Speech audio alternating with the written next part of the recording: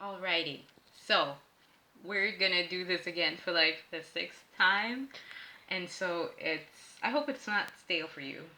So, promiscuity is when a woman or when a person gets around. So, they sleep around with different people. Now, you don't have to be sleeping around with like a different person every night.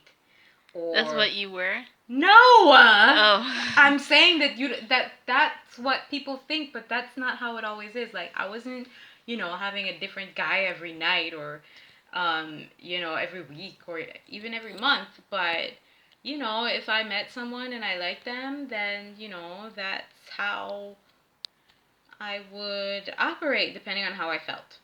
But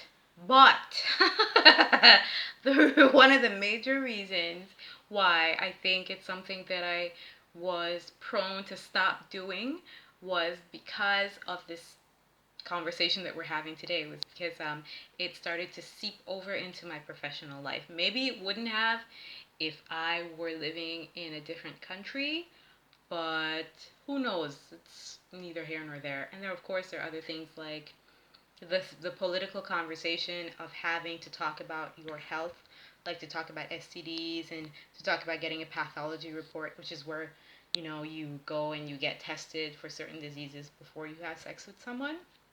And I think that um, I started to see a pattern of how men think or how people think in general when it comes to their health and their sexual health.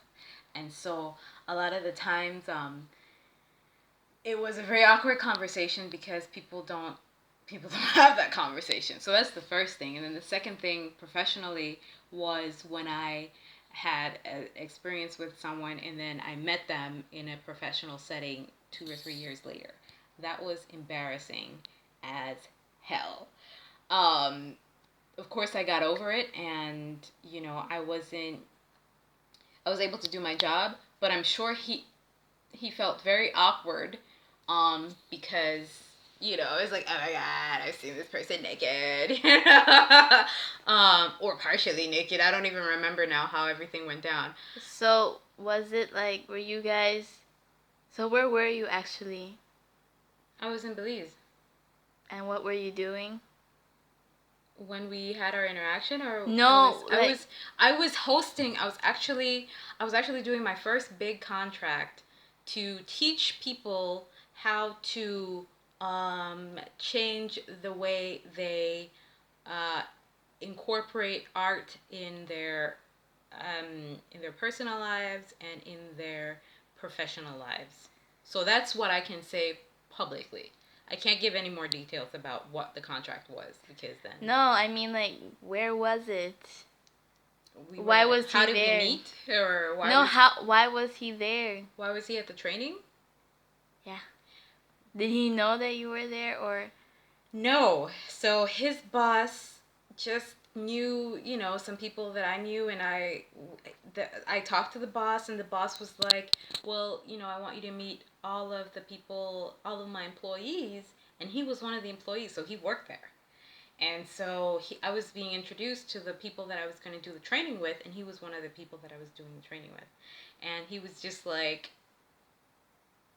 what is she doing here? And like he didn't know me in that setting. He knew me in a very different setting, in a very different light. And so that was pretty awkward. Okay. Yeah. So I mean, it was at that point that I was like, wow, my bridges that I thought I burnt are starting to come back and haunt me. And so it was really, really important, to just make a decision or start to be a little bit more conscious about what I'm doing career wise. And when you understand what it is you're doing career wise, you you got to really make some decisions about how your personal life affects your professional life. And I think it's the same thing that goes for people that take drugs or people that have multiple partners. I think you would consider that a multiple partner thing, in certain career choices. When you're a public figure, people deliberately look for people who are married because they don't want that stress of, oh, you're having a bad day with your girlfriend or you're having this or that going on. So, anyways, the reason why, one of the main reasons why promiscuity didn't really work for me in that in that sense, is because uh, it started to seep over into my professional life, and I know how people judge you based on your personal extracurricular activities, if you may. So that's one thing. The other thing is, what is really the purpose of whatever it is you do, personal and professionally? What is the purpose of you doing it? And if it's not a purpose that's driving you towards the person that you want to become, hi babe, then there's no need for you to be continuing in that activity. And so I know that people judge me because of my past and because of the things that I've done.